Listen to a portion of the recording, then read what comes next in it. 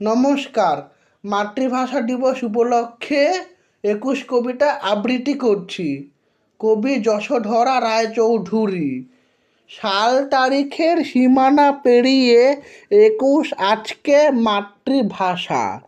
২১ আজকে শিশুর বুকে নতুন করে বাঁচার আশা। ২১ মানেই রক্তে ভেজা নিকষ কালো দিন।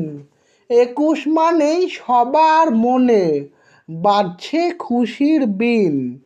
২১ মানেই ঝাপসা আকাশ, মায়ের চোখে জল। ২১ মানেই আঁধার রাতে জ্যোৎস্না ঝলমল। ২১ মানে মাতৃভাষা, প্রথম যাকে ডাকা। ২১ মানে বিশ্বটাকে আপন করে দেখা। নমস্কার।